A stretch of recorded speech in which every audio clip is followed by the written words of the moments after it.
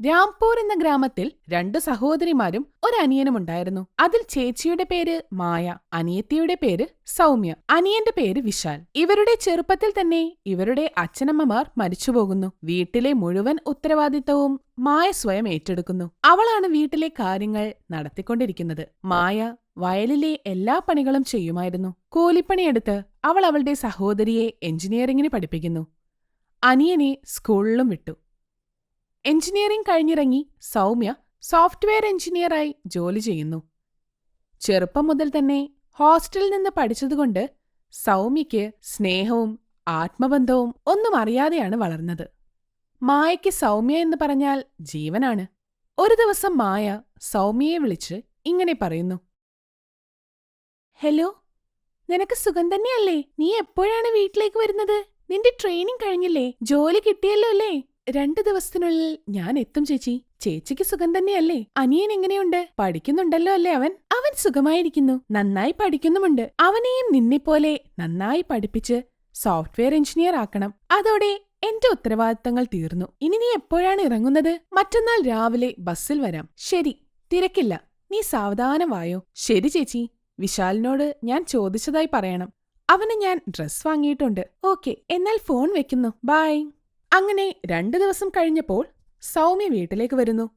അവൾ ചേച്ചിയോട് താൻ യാത്ര ചെയ്ത് ക്ഷീണിച്ചെന്നും കുളിക്കാൻ കുറച്ച് വെള്ളം ഉള്ളിൽ വയ്ക്കൂ എന്നും പറഞ്ഞ് അകത്തേക്ക് പോകുന്നു. മായ കുളിക്കാനുള്ള വെള്ളം ചൂടാക്കി സൗമ്യയെ വിളിക്കുന്നു. സൗമ്യ കുളി കഴിഞ്ഞു വന്നതിനു ശേഷം രണ്ടുപേരും ഒന്നിച്ചിരുന്ന് ഭക്ഷണം കഴിക്കുന്നു. യാത്ര എങ്ങനെയുണ്ടായിരുന്നു സൗമ്യ? നീ എന്താ ഇത്ര മെലിഞ്ഞിരിക്കുന്നത്?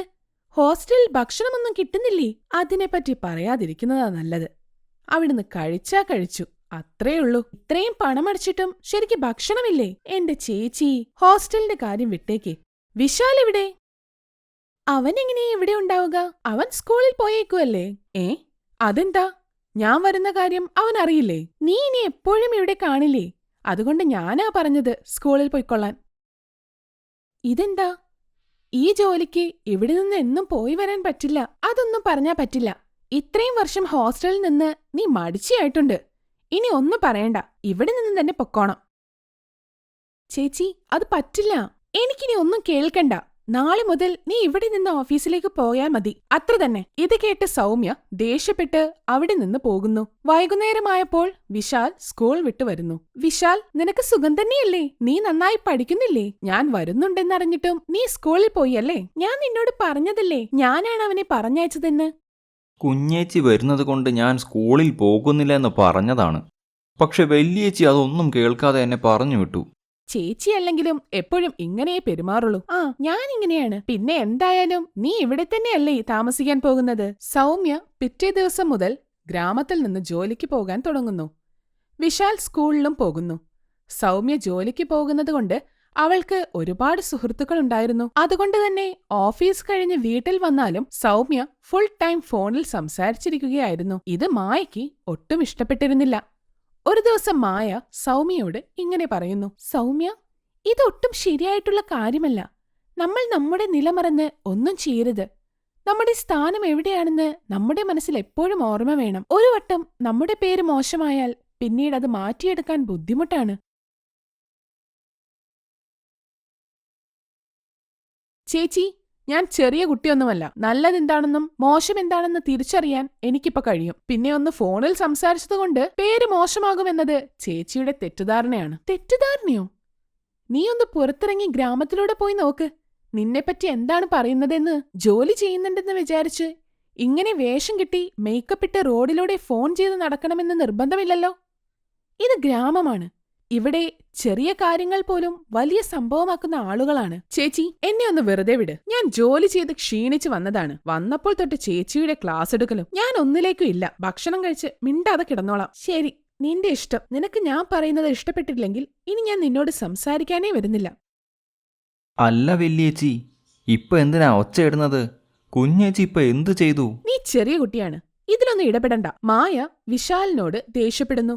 വിശാൽ ഒന്നും മിണ്ടാതെ റൂമിൽ പോയി കിടക്കുന്നു. പിറ്റേ ദിവസം രാവിലെ സൗമ്യ അഹങ്കാരത്തോടെ അതുപോലെ തന്നെ വേഷം കെട്ടി ജോലിക്ക് പോകുന്നു. മായ അത് കണ്ട് സൗമ്യയോട് ഒന്നും പറഞ്ഞിട്ട് കാര്യമില്ല, അവളുടെ സ്വഭാവം മാറില്ല എന്ന് മനസ്സിലാക്കി മിണ്ടാതെ നിൽക്കുന്നു. അങ്ങനെ കുറച്ചു ദിവസത്തിനു ശേഷം സോഫ്റ്റ്വെയർ ഫീൽഡിൽ ഒരു തകർച്ച വന്ന് സൗമ്യയുടെ ജോലി നഷ്ടപ്പെടുന്നു. മായ എപ്പോഴത്തെയും പോലെ പാടത്ത് കൂലിപ്പണി ചെയ്ത് വീട്ടുചിലവ് മുന്നോട്ട് കൊണ്ടുപോകുന്നു. ഒരു ദിവസം സൗമ്യ വിശാലിനെ വിളിച്ച് ഇങ്ങനെ പറയുന്നു: വിശാൽ, എനിക്ക് കുറച്ച് പണത്തിന്റെ ആവശ്യമുണ്ടായിരുന്നു. നീ ഒന്ന് ചേച്ചിയോട് ചോദിച്ച് വാങ്ങിത്തരുമോ? ഞാനോ? ഇനി വേറെ എന്തെങ്കിലും വേണോ ചേച്ചിക്ക്? നീ കാരണം എനിക്കും ചീത്ത കേട്ടു. ഇല്ല, എനിക്ക് പറ്റില്ല. പ്ലീസ് വിശാൽ, നീ എന്റെ കുഞ്ഞനിയനല്ലേ? ഇങ്ങനെ സൗമ്യ വിശാലിനോട് അപേക്ഷിക്കുമ്പോൾ മായ അങ്ങോട്ട് വരുന്നു. ഇതെല്ലാം കേട്ടുകൊണ്ടാണ് മായ വരുന്നത്. പണം വേണമെങ്കിൽ എന്നോട് ചോദിക്കാൻ പറ. സമ്പാദിച്ചത് മുഴുവൻ കളഞ്ഞു. ഞാൻ പറഞ്ഞതാ നമ്മുടെ നിലയറിഞ്ഞ് പെരുമാറണമെന്ന്. അന്നെന്റെ വാക്ക് കേട്ടില്ല. എനിക്ക് പണം വേണ്ട.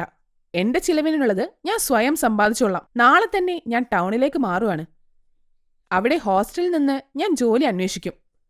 എനിക്ക് ആരുടെയും കാൽക്കീഴിൽ കഴിയേണ്ട കാര്യമില്ല. അതെല്ലാരും മനസ്സിലാക്കിയാ മതി. ഇത് കേട്ട് മായയ്ക്ക് വിഷമമാകുന്നു. അവൾ അകത്തേക്ക് പോകുന്നു. അടുത്ത ദിവസം രാവിലെ മായയ്ക്ക് വയ്യാതാകുന്നു. സൗമ്യ വേഗം ഡോക്ടറിനെ വിളിച്ചു വരുത്തുന്നു. ഡോക്ടർ രാംകൃഷ്ണ മായയെ പരിശോധിച്ചിട്ട് ഇങ്ങനെ പറയുന്നു: മോളെ, മായയ്ക്ക് രക്തം കുറവാണ്. 3 മാസം കംപ്ലീറ്റ് ബെഡ് റെസ്റ്റ് വേണം. നന്നായി ഭക്ഷണം കൊടുക്കണം. ഫ്രൂട്ട് ജ്യൂസ് നന്നായി കുടിപ്പിക്കണം. ഞാൻ മരുന്ന് എഴുതിത്തരാം. അത് മുടങ്ങാതെ കൊടുക്കണം. 3 മാസം ശരിക്ക് ബെഡ് റെസ്റ്റ് വേണം. അത് മറക്കണ്ട. ശരി ഡോക്ടർ സർ, അങ്ങനെ ചെയ്യാം. എന്തെങ്കിലും എമർജൻസി ഉണ്ടെങ്കിൽ പറഞ്ഞാൽ മതി. Okay doctor sir. സൗമ്യ ഡോക്ടറിനെ പറഞ്ഞയച്ച് വിശാലിന്റെ അടുത്ത് പണം കൊടുത്ത് മെഡിക്കൽ ഷോപ്പിലേക്ക് പറഞ്ഞയക്കുന്നു. കുറച്ചുനേരം കഴിഞ്ഞ് വിശാൽ വെറും കൈയോടെ മടങ്ങി വരുന്നു. ഇതെന്താ വിശാൽ, നീ വെറും കൈയോടെ തിരിച്ചു വന്നത്? നീ തന്ന പൈസ കൊണ്ട് പകുതി മരുന്ന് പോലും കിട്ടിയില്ല. അതുകൊണ്ടാ തിരിച്ചു വന്നത്. അപ്പോൾ സൗമ്യ അടുത്തുള്ള ചേച്ചിയുടെ വീട്ടിൽ പോയി കുറച്ച് പണം കടം വാങ്ങി മായയ്ക്കുള്ള മരുന്നുകൾ വാങ്ങി വരുന്നു. മായ കിടപ്പിലായതോടെ വീട് മുന്നോട്ട് കൊണ്ടുപോകാൻ കഴിയാതെയാകുന്നു.